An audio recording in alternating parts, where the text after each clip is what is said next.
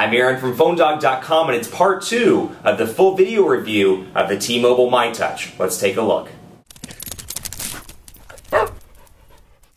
Part 2 of the T-Mobile myTouch review, but before we get too in-depth, let's give some love to Best Buy Mobile because they hook us up with all kinds of phones, including myTouch devices for use in our One Paw Bandit giveaway game, which we turn around and give to you on the site. When you go into Best Buy Mobile, you'll walk out working. They'll get everything set up on this device, so when you walk out the door, you're good to go. Let's take a look at this because this is the myTouch. It joins the myTouch Q on T-Mobile. They're both available right now for $50 after a $50 mail-in rebate. And like I said in part 1, the specs, they're okay. It's a 1.4 gigahertz, single core, Snapdragon S2 CPU, and then it's got a 4-inch WVGA display with 800 by 480 pixels, a 5 megapixel camera with 720p recording. You've got a front-facing shooter, a 1,500 milliamp hour battery, and Android 2.3.6 with a custom user interface. So as you can see here, customized over there, and then it's got a nice look and feel, and it's a little bit thinner as a result of it not having the keyboard. That said, I can find other devices on the market for $50 or $100 that are just spec'd better. Take, for example, let me find it.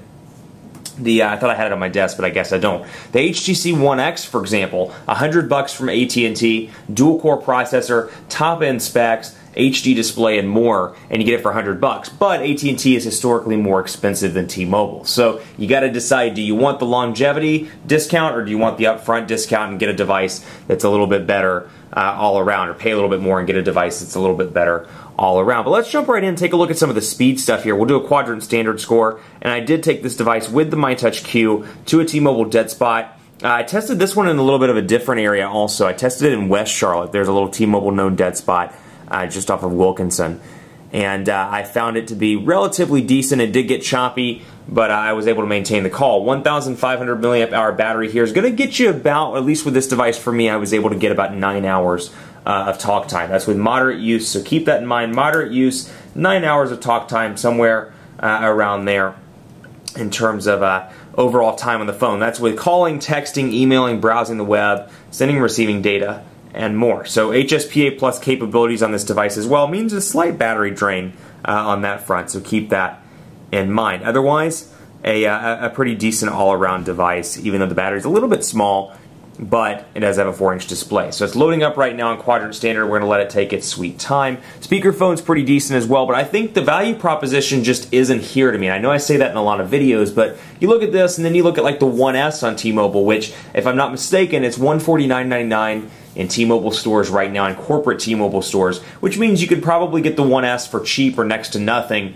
on third-party retailers, Wirefly, any of the third-party retailers out there, Amazon, etc. You can probably get a good deal. So keep that in mind. Take a look if you're in the market between this, because honestly, for $50, if this were 19 or 29, I'd have an easier time recommending it because it's not a bad device by any means. That said, at 50, and especially given the fact that it's after a $50 mail-in rebate, you might want to look and see what else is on the market. So quadrant standard loading right now, and overall, as you can see, the design is relatively decent here. And you've got your volume rocker on the left, you got your power button, or excuse me, your camera button on the right, you've got your micro USB charging port at the bottom, and then your 3.5mm headphone jack and power button up top. So it's loading right now. And in case you were like, is Aaron putting in filler content just because it's taking so long to load quadrant standard? The answer to that, my friends, is yes. Yes, I am. 1,926 on quadrant standard. Let's do a speed test as well. This is T-Mobile's HSPA Plus network. So we'll load up speed test here and take a look. And you can see tools. Let's go ahead and switch this over into megabits per second. I am going to read this, and I'm going to back out of it because we agree. We agree, don't we? Yeah, of course we do. I agree. And then speed test, we'll load it up right now. HSPA Plus has been pretty decent in the Charlotte metro area. I've been relatively impressed with the scores. Keep in mind, though, it's Friday right now. It's 4:20, and I'm in the middle of uptown Charlotte, so we are in rush hour. Kind of rush hour time right now. I've seen this go as high as 10 to 12 megabits per second in good T-Mobile areas. If you're familiar with this city, South Park Mall, just outside of South Park Mall, when the roofs aren't collapsing, and that was like a Charlotte joke. If you live in Charlotte, you'll get that. You'll get 10 to 12 megabits per second on the download, and on the upload you'll get about 3 to 6 is what I'm seeing, from time to time. Uptown, not as good, 3.39, still not terrible by any means, but I've definitely seen better with HSPA Plus. Now this device packs a 5 megapixel camera with 720p HD video recording. So if you're camera buff, it's probably not going to do the job. If you're somebody that snaps a picture from time to time and that's about it, you should be more than fine with this. I'm going to snap a picture of my coffee mug over here that is conveniently holding this little black thing down on the table. And you'll notice that, of course, there's an autofocus, as you can see there. But you don't have a two-step camera button. When you press it down, it does take the picture, and then you've got settings, flash, back, and camera over here. So, bam. Snap the picture, as you can see there, and I can go into the gallery and take a look at it and do my pinch to zoom. So pinch to zoom, very responsive there with little to no lag. So overall, a decent camera, and then you've got, of course, 720p. I can flip the camera to recording mode. I can flip it to the front-facing camera if I want to and take pictures like that. That's a nice picture. Take a look at that. Ooh, that's pretty. And then you've got that option to do that as well. So it's got some decent options. Settings are in there. You can change the white balance and more, and the autofocus is nice. But that said, you know, it's no match to the Galaxy S3, the One X, or even the One S. And I think the biggest contender to this device, or biggest competitor rather, is going to be the HTC One S, just because they're kind of close in price. And I still think if you look at Wirefly or some of the third-party retailers, you can probably find the One S for a relatively cheap price. So keep that in mind. So all in all, you know, it's a pretty decent device. There's nothing wrong with this device by any means. It's got mid-range, I'd say low high-end specs. It's got a single-core processor, a 4-inch display, 5-megapixel camera. Love the Genius features, which I showed off in part 1. I can click the button and it'll load up into Genius mode. I do like that. Those features are nice. I think that enhances the brand. Send text to Bob Stevenson, or maybe it's Bill Stevenson. I could be wrong. These features are nice, as you can see here. We're going to go ahead and call somebody. Bill Stevenson. So there you go. I can call Bill Stevenson and do that. Or I can say, call Bill Stevenson.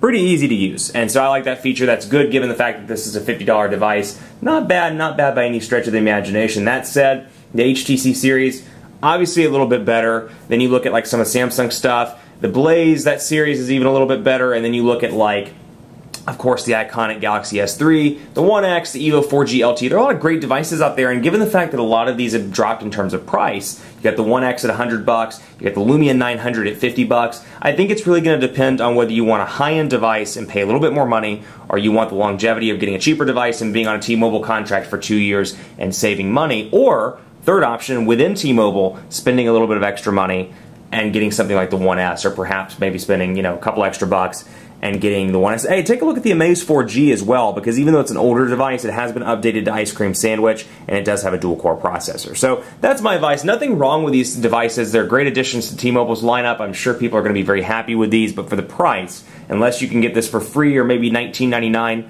I'd take a look at some other devices on the carrier. Much more coverage to come on PhoneDog.com. Keep it locked on the site for continuing coverage of the myTouch and the myTouch Q and all the T-Mobile goodies that are pre-installed. T-Mobile Mall, T-Mobile Name ID, T-Mobile TV, which is, hey, TV on your phone. What could be better than the T-Mobile TV service?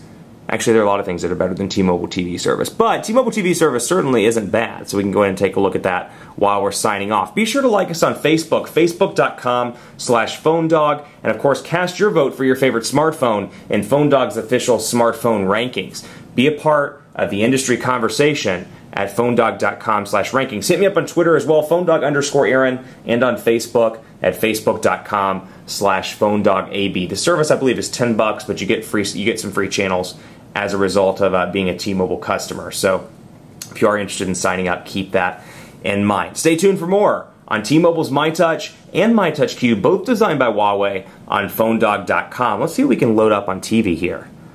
Ooh, Disney Channel, Bloomberg. 30-day trial, yeah, T-Mobile TV Prime. That's a Prime channel, and then you've got like AP over here. Let's see what we've got here. Live channels. It's going to authorize it, and it's loading up right now on T-Mobile's HSPA Plus network. Thanks so much for watching. Keep it locked on the site for continuing coverage, and as always, we'll see you next time.